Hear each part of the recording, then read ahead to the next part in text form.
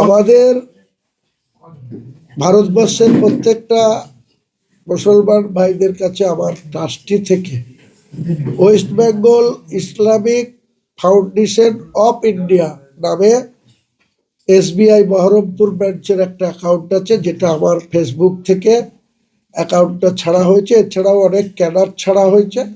আপনারা দয়া করে আমাদের ট্রাস্টির নাম অ্যাকাউন্ট হোল্ডার হিসাবে লেখা আছে, আর অ্যাকাউন্টের যে ট্রানজাকশন করা সেখানেও হুমায়ুন কবির এবং মইনুল হক আমাদের এই ট্রাস্টের ট্রেজারার, এদেরই নাম আছে। একটু অ্যাকাউন্টটা চেক করবেন, করে হুমায়ুন কবিরের নাম দেখে নেবেন, মইনুল হকের নাম দেখে নেবেন, দিয়ে আপনারা যে যেমনভাবে পারবেন আমাদের পাশে থাকবেন।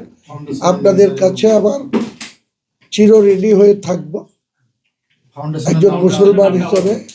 ফাউন্ডেশনের নাম West Bengal Islamic foundation of India. ভালো করে যাচাই করে দেখে নিন। হুমায়ুন কবির আর মইনুল হক এই দুজনের অ্যাকাউন্টে নাম রয়েছে। আপনারা সার্চ করলেই অ্যাকাউন্ট নাম্বার দিয়ে SBI বহরমপুর ব্রাঞ্চের অ্যাকাউন্ট আপনারা দেখে নিয়ে তারপরে টাকা দেবেন। অনেক বেশি, 4 লক্ষ লোক হয়ে গেছে।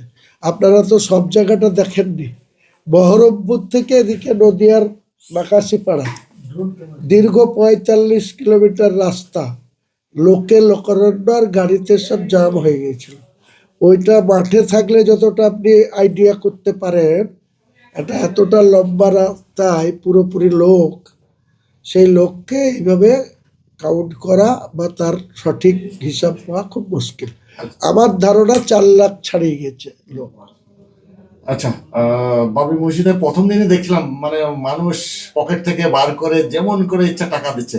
তাই মঞ্চে দেখলাম যে একজন 1 কোটি টাকাও দিচ্ছে। কত টাকা এখনো পর্যন্ত মোটামুটি আপনার মসজিদের জন্য হিসেব করে নিয়ে টাকা নিশ্চয়ই দিয়েছেন। যারা দিয়েছেন তাদের কাছে আমি চিরকৃতজ্ঞ।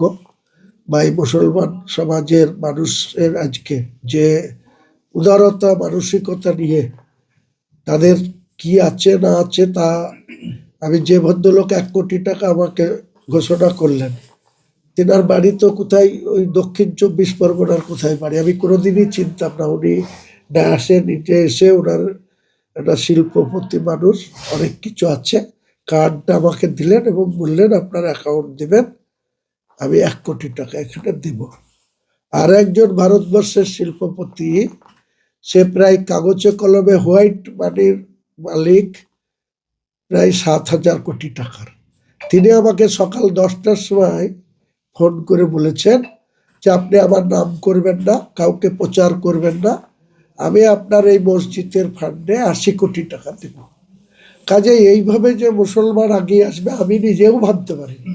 আমি ভেবেছিলাম যে আমি ধীরে ধীরে হবে, বা টাকার প্রস্থান আমাকে বারবার মানুষের কাছে অনুরোধ করতে হবে, আপিল করতে হবে, তারপরে হবে। আজকে যেভাবে মানুষ সাড়া দিয়েছে তাতে আমার এই যে হসপিটাল, মেডিকেল কলেজ, বিশ্ববিদ্যালয়, হেলিপ্যাড, পার্ক এবং হোটেল কাম রেস্তোরাঁ, টোটাল 300 কোটি টাকার মতো বাজেট।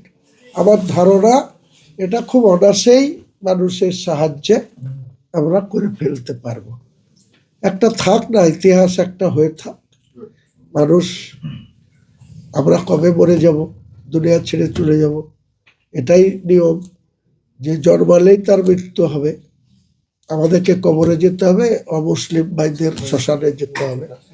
তো এর জন্য আবার এত কচলা কচলি করার কোনো দরকার নেই।